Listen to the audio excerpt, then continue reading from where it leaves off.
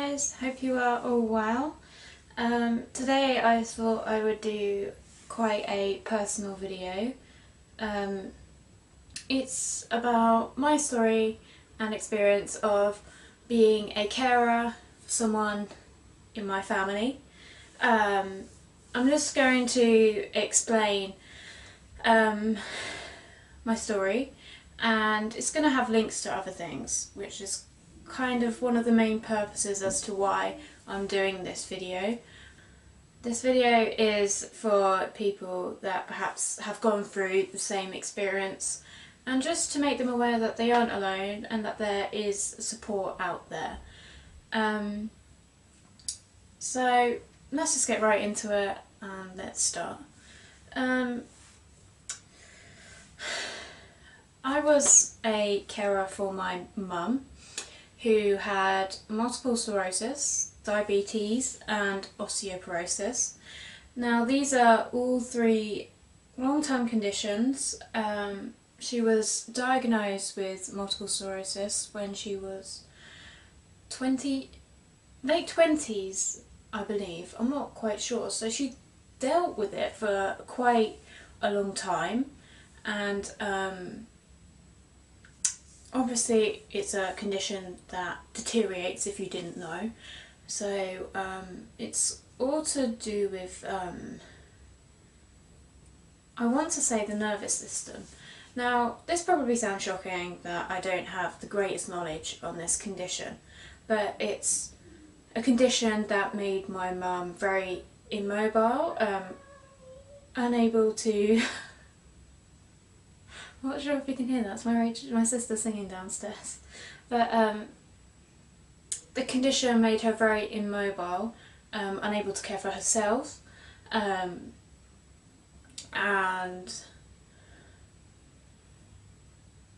it came to the point where she needed 24/7 care, which my dad provided for about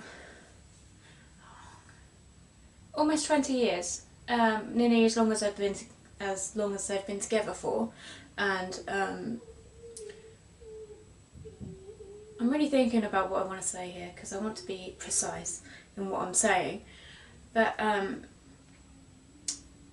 at first it wasn't so bad. Sometimes she would walk and she would be fine, and sometimes she would need a walking stick to get by. And then it got to a stage where, you know, sometimes she could walk, but sometimes she needed to.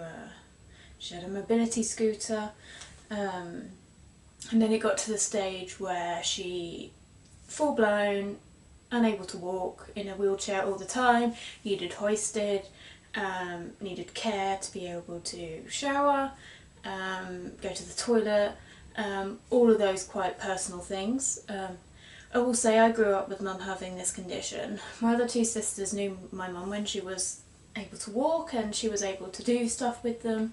I'm not saying she was unable to do anything, because she was still able. She had a functioning hands, would go out and do things, but my sisters got to experience her cooking, her taking them out, meeting them from school, whereas my dad is different to my sister's dad. We've both got different dads, same mum. My dad and my mum had me, and they were told her condition could improve by conceiving, and I don't think it was planned at all. I don't think it was anyway, but they had me and it actually made the condition worse. So I've always known my mum in a wheelchair, so I haven't got to experience the perhaps nicer side of my mum in a good quality of life. But me and my mum grew up very close. We bonded over a lot of things like music. My dad would do a lot of things for me. He would take me to school, he would take me out, he taught me how to ride a bike, he taught me a lot of skills that perhaps my mum wasn't able to do. He taught me how to swim, he would take me out. Mum was there for a lot of emotional support. I found I went to mum for emotional things, and as I got older, my responsibilities for mum I would say increased. If my dad ever needed to go out or went away, I would stay with mum and look after her and give her insulin and do her diabetes checks. And I wouldn't have considered myself a carer until a service came in to my life at about the age of 14 perhaps, which was 5 years ago. I can't believe it's 5 years, but it was a service called Young Suffolk Carers. Now this is the point, one of the main parts of the reasons why I'm doing this video.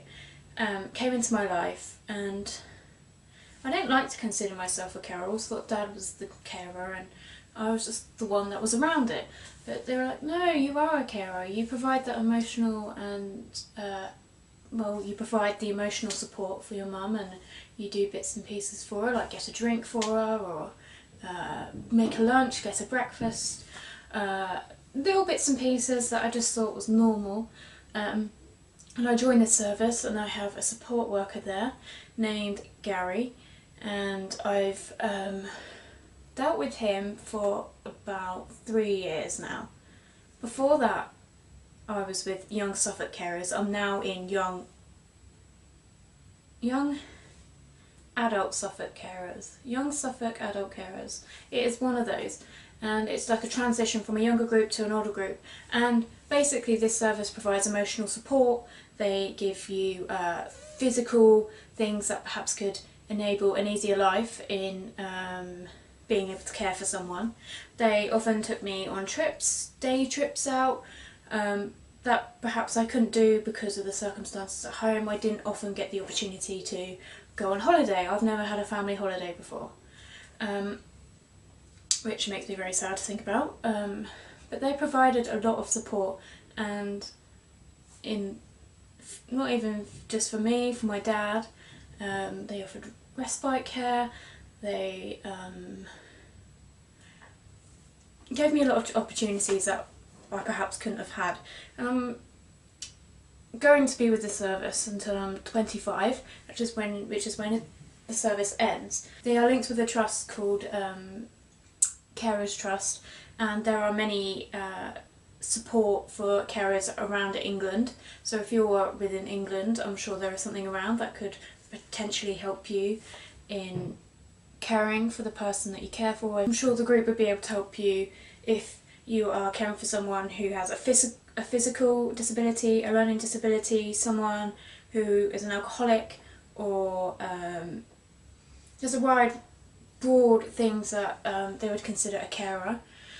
Now, as my mum's condition went on, I found that it deteriorated a lot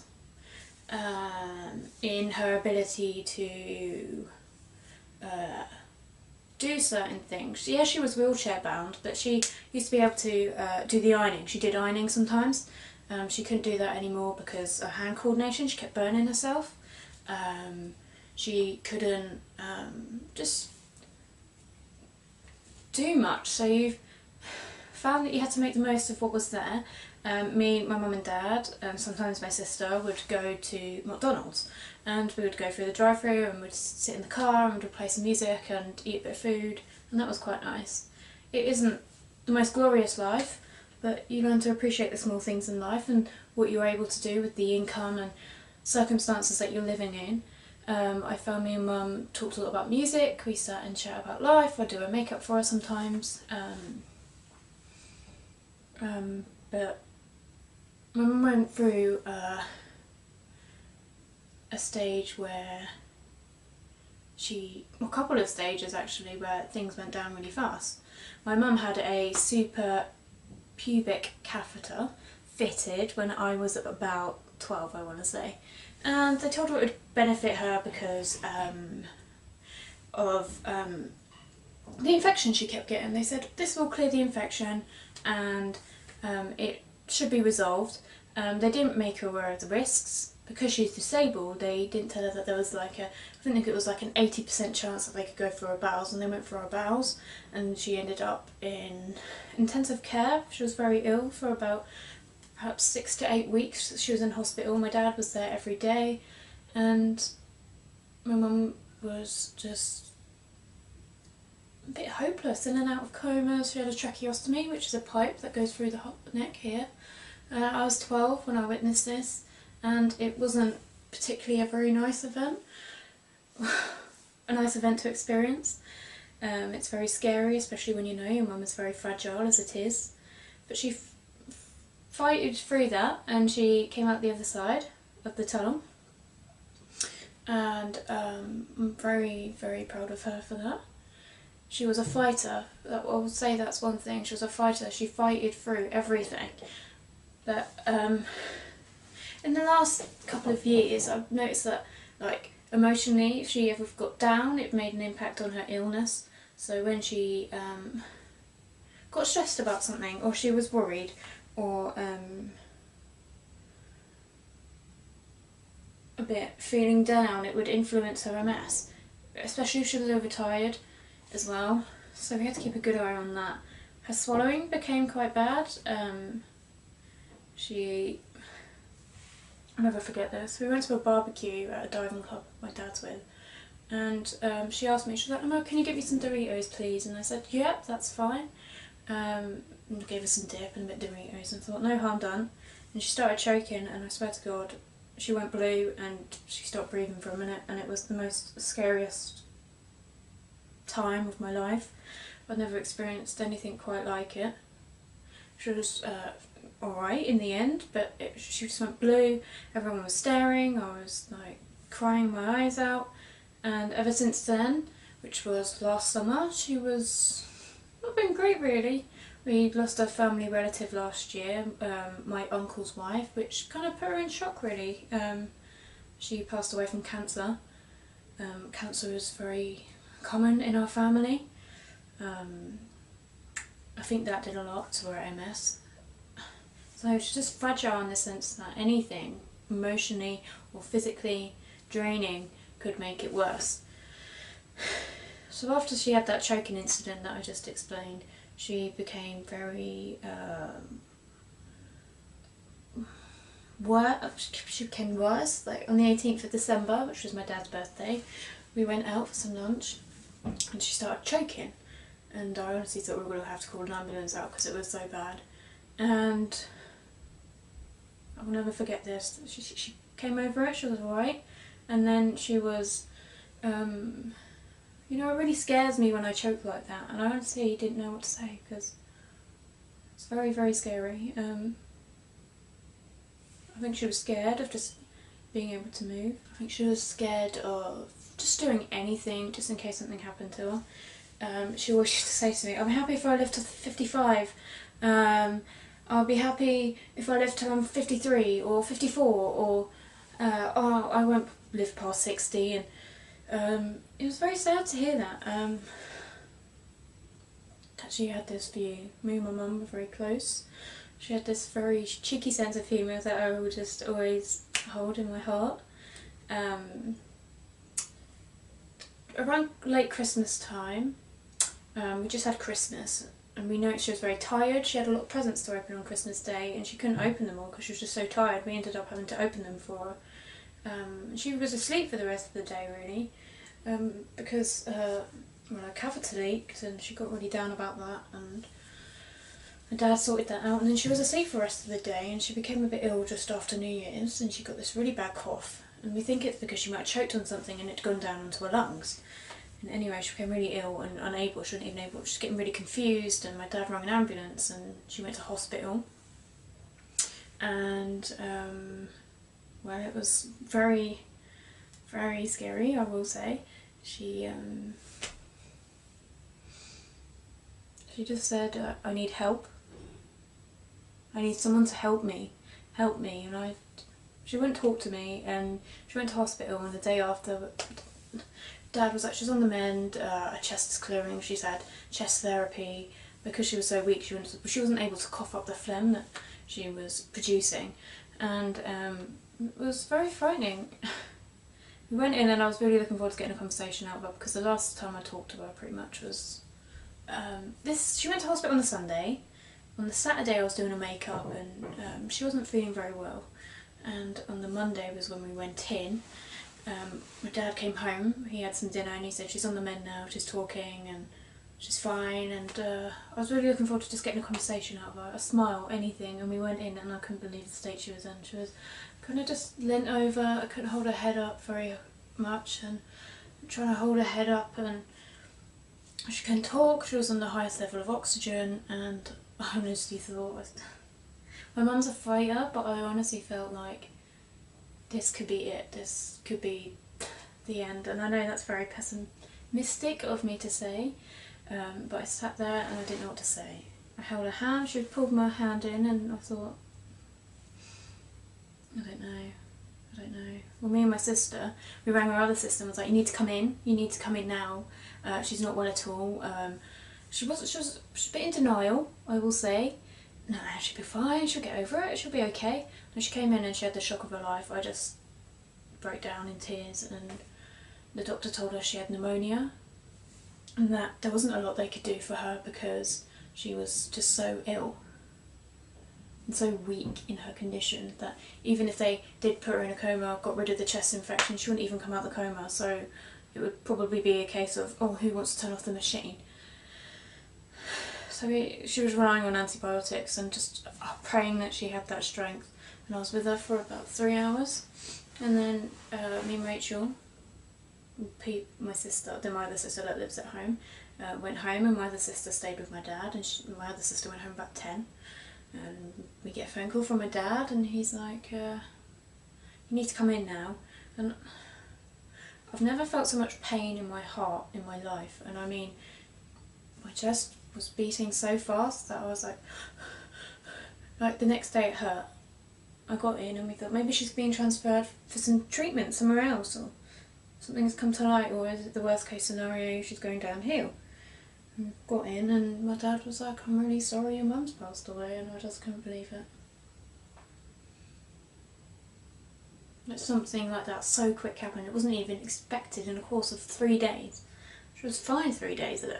How can something like that happen? And one thing I've learned from this is that just don't take life for granted. Be with the people you love. Always say that thing you wanted to say, and I don't know, there's a massive void in my life now because my life has changed so much. My dad didn't work for 20 years because he was caring for my mum every day. I mean, literally, he was by her side for 20 years every single day. And